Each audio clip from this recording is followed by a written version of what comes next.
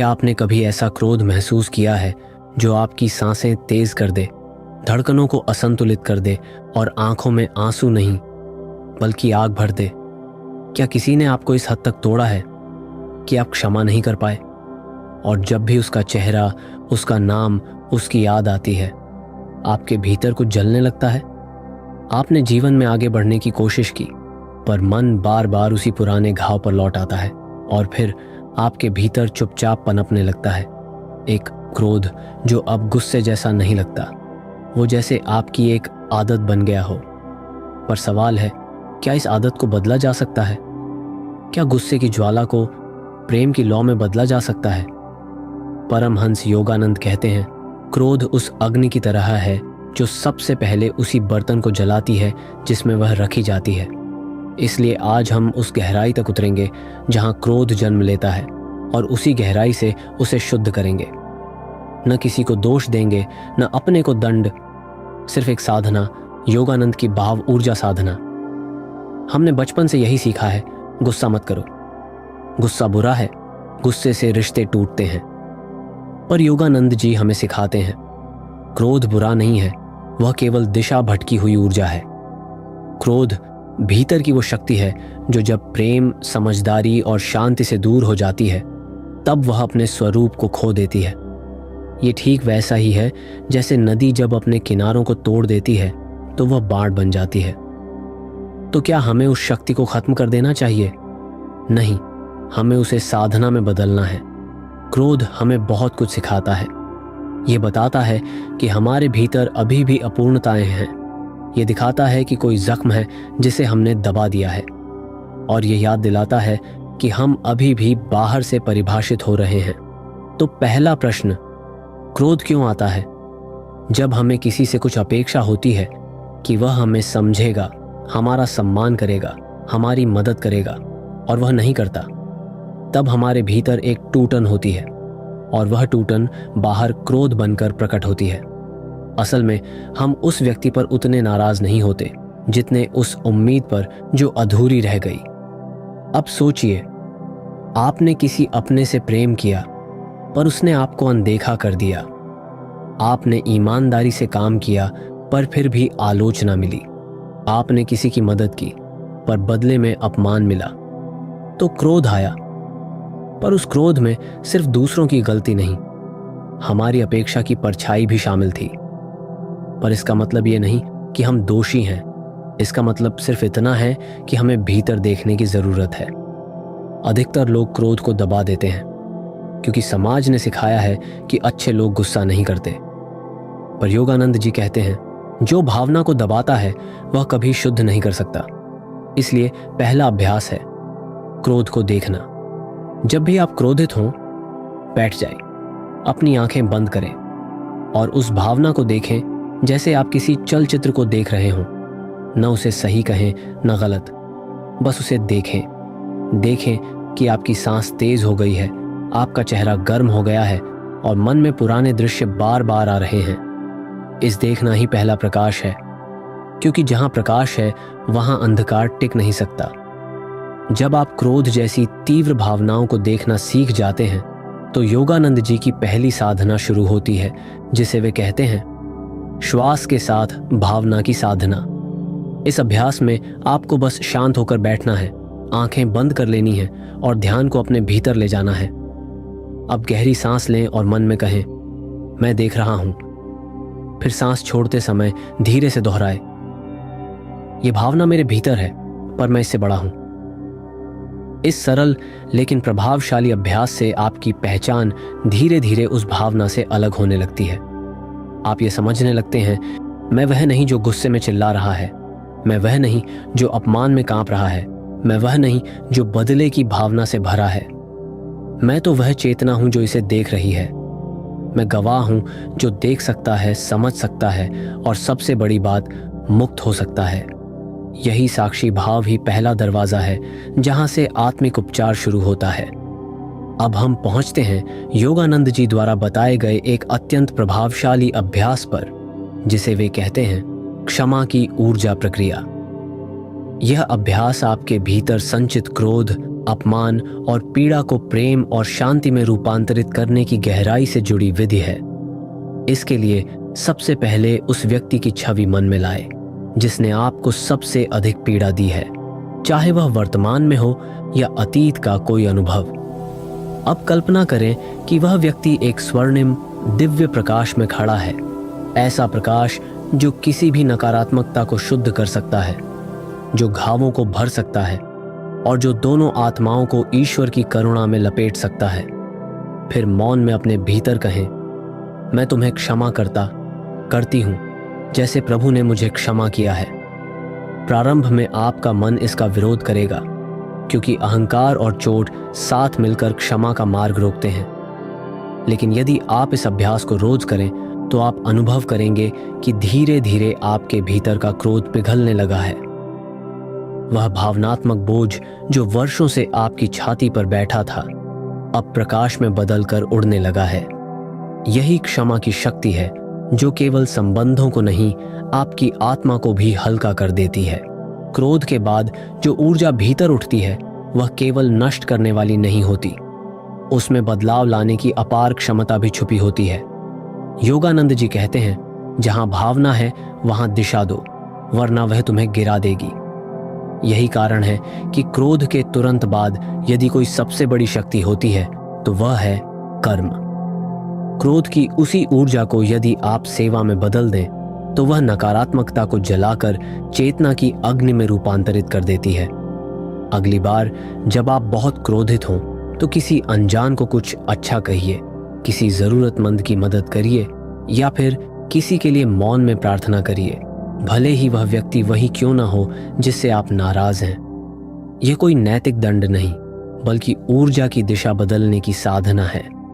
जब आपकी वही जलती हुई आग किसी के जीवन में प्रकाश बनकर प्रकट होती है तो आप अनुभव करते हैं क्रोध कोई हार नहीं था, वह तो भीतर छुपी विजय की चिंगारी थी जिसे बस सही मार्ग देना था। कभी ऐसा हुआ है कि आपने किसी को सालों तक माफ नहीं किया और एक दिन अचानक आप बस थक गए उस बोझ से और फिर आपने बस हाथ जोड़ दिए और कहा, मैं मुक्त होना चाहती हूं। बस वो पल जब आपकी आंखों में आंसू थे पर मन में बदले की आग नहीं, केवल शांति, वही पहला वास्तविक क्षमा होता है।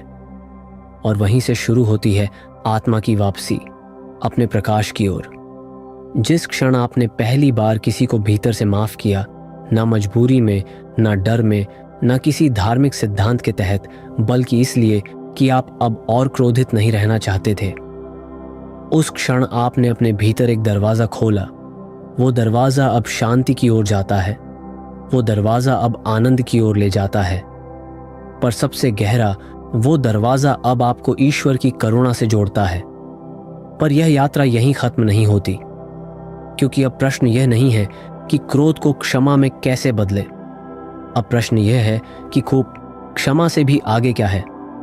परमहंस योगानंद कहते हैं, क्षमा आत्मा को मुक्त करती है, पर अनुकंपा आत्मा को ईश्वर से जोड़ती है। अब हम जानेंगे क्रोध की अंतिम जड़ कहाँ छुपी होती है, कैसे भावनाओं को अहंकार से मुक्त करें और कैसे एक ऐसी चेतना में पहुंचा जाए जहां अनुकंपा, दया और शुद्ध मौन ही जीवन का केंद्र बन जाए।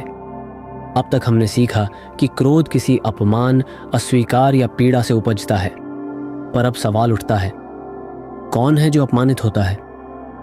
कौन है जिसे गुस्सा आता है? उत्तर स्पष्ट है, मैं, वही मैं जो कहता है, मेरे साथ ऐसा कैसे हुआ, मैं ये सहन नहीं कर सकता। मुझे ये जवाब देना है, ये मैं ही असली जड़ है। योगानंद जी कहते हैं, क्रोध तब तक जीवित रहेगा जब तक मैं की दीवार खड़ी रहेगी। तो अगला अभ्यास है इस मैं को देखना और धीरे धीरे उससे दूरी बनाना। कैसे? जब आप क्रोध में हो या जब किसी पुराने घाव की याद आए तो शांत बैठ जाइए और यह साधना करें। साक्षी भाव ध्यान, आंखें बंद करें, मन में प्रश्न करें, यह जो क्रोध है क्या यह मैं हूं? फिर उत्तर आए, नहीं, मैं वह हूं जो इसे देख रहा है। फिर दूसरा प्रश्न, जो देख रहा है क्या वह क्रोध में है? उत्तर होगा, नहीं, वह शांत है। यह अभ्यास जब बार बार किया जाए तो भीतर की पहचान धीरे धीरे बदलती है। आप शरीर नहीं, आप विचार नहीं, आप भावना नहीं, आप दृष्टा हैं, वह चेतना जो सब कुछ देखती है। और वही चेतना आपको क्रोध से अलग, प्रेम से जुड़ा बना देती है। अब आते हैं उस अभ्यास पर जो योगानंद जी का केंद्रीय सूत्र है, एनर्जी ट्रांसफॉर्मेशन, यानी ऊर्जा का रूपांतरण। जब आप गुस्से में होते हैं, आपके भीतर एक गर्म तेज ऊर्जा पैदा होती है। इस ऊर्जा को या तो आप चिल्लाकर बाहर फेंक सकते हैं, या उसे भीतर दबाकर बीमारी में बदल सकते हैं, या फिर उसे प्रकाश में बदल सकते हैं। जब क्रोध उठे तो तुरंत अपनी पीठ सीधी करें और ध्यान को हृदय के केंद्र में लाएं। कल्पना करें कि एक लाल ऊर्जा ऊपर की ओर उठ रही है। अब हर सांस के साथ मन में दोहराए, मैं इसे प्रेम में बदल रहा हूं, मैं प्रकाश हूं, मैं शांत हूं। यह अभ्यास क्रोध की ऊर्जा को शांति और चेतना में रूपांतरित कर देता है। यह कोई कल्पना नहीं, यह ऊर्जा की एक दिशा है। कुछ ही दिनों में आप पाएंगे कि आपकी वही ऊर्जा अब प्रेरणा, रचनात्मकता और स्पष्टता में बदलने लगी है। जब हम किसी को माफ करते हैं तो हम अपनी पीड़ा छोड़ते हैं, लेकिन जब हम उसे समझने लगते हैं तब हम उसके भीतर की पीड़ा को देखना शुरू करते हैं। यही है अनुकंपा। योगानंद जी कहते हैं, जब तुम दूसरों के व्यवहार के पीछे छुपी हुई पीड़ा को देख लेते हो तब तुम उनसे घृणा नहीं कर सकते। अब सोचिए, जिसने आपको चोट दी, क्या वह खुद भीतर से टूटा नहीं होगा? जिसने आपको अपमानित किया, क्या उसके भीतर कोई ऐसा घाव नहीं होगा जो उसे बार बार काटने पर मजबूर करता है? जब यह समझ विकसित होती है तो भीतर कठोरता नहीं रहती, वहां प्रार्थना रहती है। और तब आप समझते हैं, मेरी शांति दूसरों की पीड़ा पर निर्भर नहीं, बल्कि मेरी दृष्टि पर निर्भर है। अनुकंपा को जीवन में सक्रिय रखने के लिए कुछ छोटे छोटे लेकिन अत्यंत प्रभावशाली अभ्यास हैं जो हमारे मन और आत्मा को शुद्ध बनाए रखते हैं। पहला अभ्यास है, जब कोई व्यक्ति आपको दुख दे, अपमान करे या चोट पहुंचाए तो तुरंत प्रतिक्रिया देने के बजाय मौन में मन से कहें, हे प्रभु, इसे भी शांति दो। ये वाक्य न केवल उस व्यक्ति के लिए प्रार्थना है, बल्कि आपकी अपनी आत्मा की रक्षा भी करता है, ताकि आप क्रोध या द्वेष में न फंसे। अभ्यास है अनाम सेवा करना, विशेषकर उस व्यक्ति के लिए जिससे आप नाराज हैं। ये सेवा बहुत छोटी हो सकती है, जैसे उसके लिए मौन में कुछ अच्छा सोचना या चुपचाप उसके किसी कार्य में मदद करना। जब आप बिना बदले की भावना से कोई शुभ कार्य करते हैं तो वह आपके भीतर की कठोरता को पिघलाकर आत्मा को शुद्ध करता है। तीसरा अभ्यास है, हर रात अंत में केवल 2 मिनट मौन में बैठना और मन ही मन कहना, मैं सभी को क्षमा करता हूं। ये 2 मिनट की साधना पूरे दिन की भावनात्मक गंदगी को धो देती है और आपको अगले दिन के लिए हल्का, शांत और निर्मल बनाती है। जब क्रोध चला जाता है तो भीतर एक खाली जगह बनती है। वो खाली जगह डरावनी लग सकती है, क्योंकि अब वहां वो गर्मी नहीं, वो ऊर्जा नहीं, अब वहां केवल मौन है। पर उस मौन को डरने की जरूरत नहीं, क्योंकि उसी मौन में ईश्वर की उपस्थिति बसती है। योगानंद जी कहते हैं, जब आत्मा सारी भावनाओं से मुक्त होती है तो वह अपने मूल रूप में ईश्वर को पहचानती है, और यही है इस साधना की पूर्णता। अब कल्पना कीजिए, आप उसी व्यक्ति को देख रहे हैं जिसने आपको सबसे अधिक पीड़ा दी थी, पर अब आपके भीतर कोई हलचल नहीं है, न तीखा शब्द, न जवाब, न आरोप, बस एक शांति है, एक मौन, एक आंतरिक मुस्कान जो कहती है, मैं अब बंधा नहीं हूं, मैं अब स्वतंत्र हूं। यह स्वतंत्रता किसी कानून से नहीं आती, किसी माफी से नहीं आती, यह आती है केवल प्रेम की साधना से। और यही है परमहंस योगानंद की भाव ऊर्जा साधना। प्रिय आत्मा, अगर किसी पुराने घाव पर आज थोड़ा प्रकाश डाला गया है, अगर किसी को माफ करने की शक्ति आज थोड़ी जागी है, तो हम आपसे निवेदन करते हैं, चैनल को सब्सक्राइब करें। आइए क्रोध को क्षमा में बदलें और क्षमा को एक ऐसी शक्ति बनाएं जो आपको ईश्वर से जोड़ दे। ओम शांति।